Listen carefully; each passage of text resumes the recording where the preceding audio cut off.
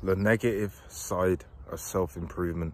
A lot of us are on this grind of improving ourselves and making ourselves better, and we don't know about the negative sides, the negative consequences that may come from this. And I want to show and tell you lot the negative side of this, and you lot will find out that it isn't actually truly that negative overall. So the biggest negative side is you will outgrow a lot of people you are around.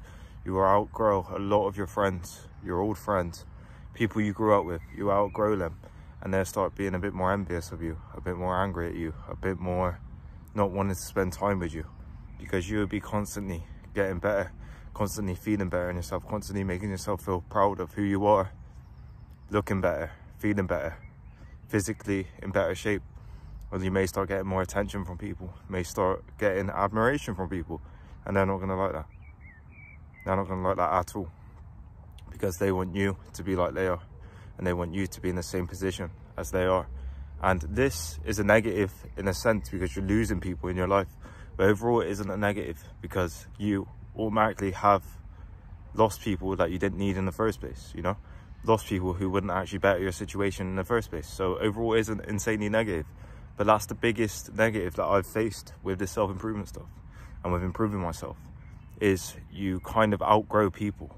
You kind of outgrow old friends, because they want to do the same stuff, they want to do the same habits, they want to do the same things, and you want to do different things. You want to build yourself with a different person. You want to strive to do better in a sense, and strive to make yourself better in a sense, and they can see that off you. They can see the difference in you. Even if you don't even necessarily see the difference in you, they can see it, and therefore they take it out on you by maybe cutting you off, maybe making fun of you, maybe shaming you, whatever it is. And you have to deal with the negativity of that. You have to deal with the negativity then. And this is the biggest thing I can think of, because I had a situation where I was quite long into the gym. I wasn't going insanely hard like I do now, but I was going fairly hard. And there's a situation when we were out with my old friend group, and it's to do with girls, of course. Of course, it's always to do with girls when you lose friends, isn't it? And basically they wanted these group of girls, and they ended up surrounding me, these girls, and I wouldn't even try, and I was just enjoying myself, enjoying my time. And it's because of my back catalogue of work. It's because of how I've worked on myself, the physique I got, the shape I was in. I was around about 11% body fat at that time. I was in good shape. And this was the last time I ever went out with them. And I could see the enviousness in them. I could see that anger in them, especially around the group of people who were around my mates then. I didn't know too well, and they were trying to get with these girls, and then they ended up surrounding me and speaking to me. And there wasn't really any excuse on their end, because a lot of them were around the same height as me. A lot of them were more confident than me, maybe.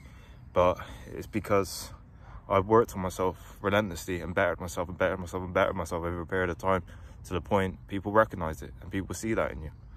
And therefore these people were angry at me, negative, and I could feel it in the air. You know when something happens and you can feel it.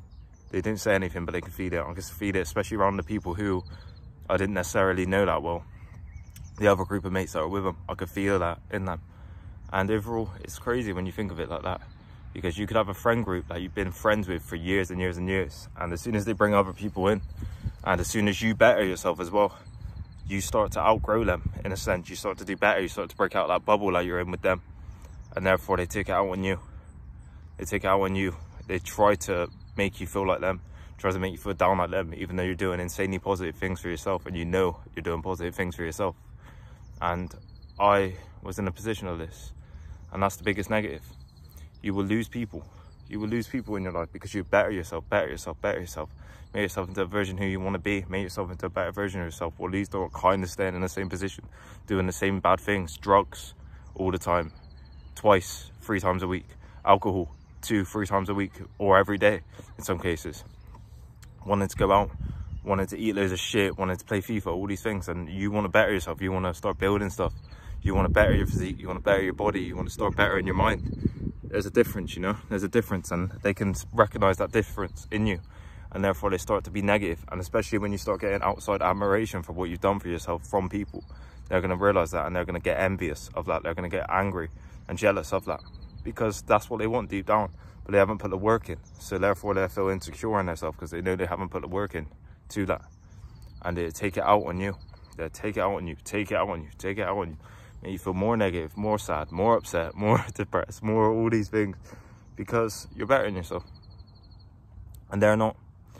And it's almost like misery loves company is the saying. And that is kind of true in a sense, because they want to be around people on the same level as them, doing the same things as them, not trying to break out of that, so they feel welcome, feel at home, feel like they're not alone, you know? And therefore, if you start growing, and if you start breaking out of that bubble, start breaking out of that pod that you lot are just in, start breaking out of that situation, that company that they're in, they're going to take it out on you, and you're going to outgrow them. But it's beautiful in a sense as well, because it allows you to realize who your real friends are and what's actually true in your life, where you can actually be in your life on your own accord, what you can actually do for yourself. And it's not negative overall, because you lose people who you don't necessarily want, or lose people who don't necessarily benefit your life, but also you build it in yourself.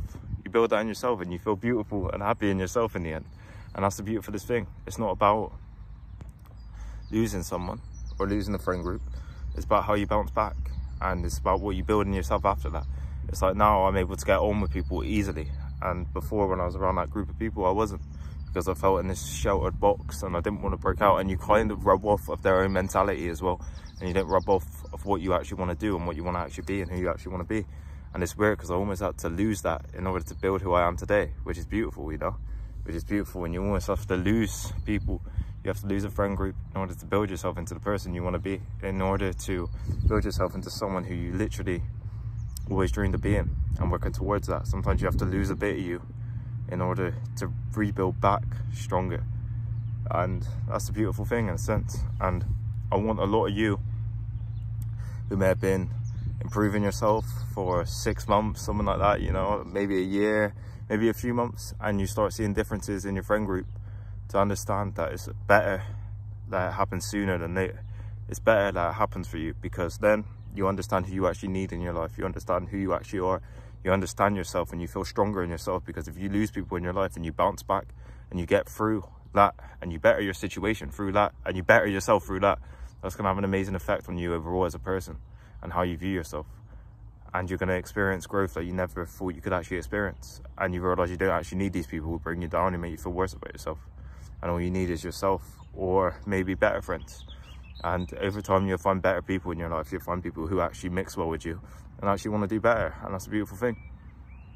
That's a beautiful thing. And we need to understand that we're going to lose people on this grind, on this journey of improving ourselves. We're going to lose people, because they're going to see our growth, and they're going to still be here, and they're going to feel insecure and angry at you for bettering yourself, because they know they could have as well. And they're going to take it out on you, try to make fun of you, try to get mad at you. But it's up to you to break away from that and better your situation.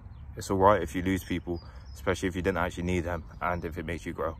So I hope you lot got a lot of value in this video. Like, comment and subscribe. Thank you for all the love recently. Thank you.